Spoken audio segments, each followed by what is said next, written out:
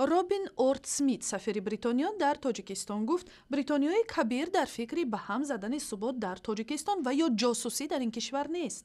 дар суҳбати ихтисосӣ бо Радиои Озодӣ қабл аз тарки ваколатҳояш дар тоҷикистон дипломати бритониёӣ гуфт ҳукумат ва ҳамдавлати Бритониё танҳо дар фикри кӯмак ба пешрафти Тоҷикистон ва мардумаш мебошад ва ҳар коре анҷом медиҳад дар ҳамоҳангӣ бо ҳукумати ин кишвар сурат мегирад. дар суҳбати рӯбарӯ бо хабарнигорони Радиои Озодӣ Робин Орд-Смит ба саволҳо роҷеъ ба қазияи донишманди тоҷики дар ҷосусӣ муттаҳам шуда Александр Содиқов ва ҳам рӯйдодҳои ахири шаҳри Хорух посух дод.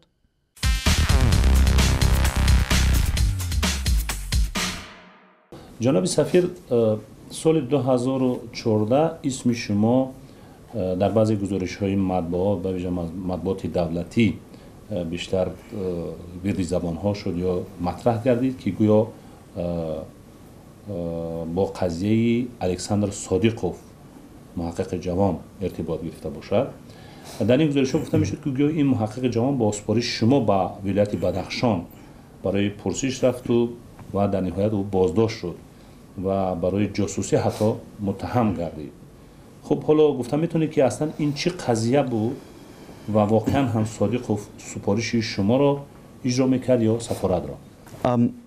Well, as I understand it, ما میخوام بگم که قضیه الکساندر صادقوف رفتی و سودی دارد.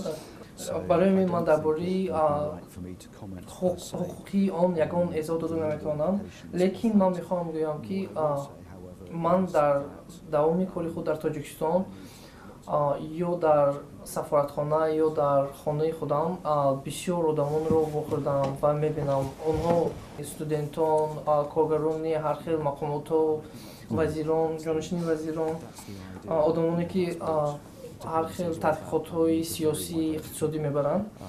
و یک بار دیگر میخوام بگم که حکومتی بریتانیا کبیر در تاجیکستان آنچه رو میخواهد که دولت تاجیکستان و خلق تاجیکستان این رو میخواهد، یعنی تاجیکستان پیشرفته از طریق اقتصادیات developed, prosperous and stable Tajikistan, and all of our work is around trying to achieve that. اما بعد این نارامی های شهر خاروق در بهار امسال مقامات تاجیکستان به طور قریب مستقیم دیپلمات های اروپایی را در مداخله با امور تاجیکستان متهم کردند و بعد قضیه صادقوف اسم شما را هم بعضی ها در این ارتباط به زبان می آوردند.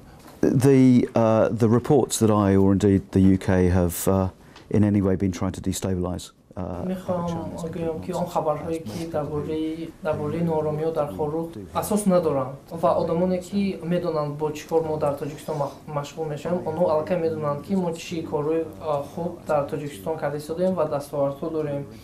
من همچون سفیر با هر طرفای تاجیکستان تشریف نمودم و خاروق یکی از آن جاها میباشد.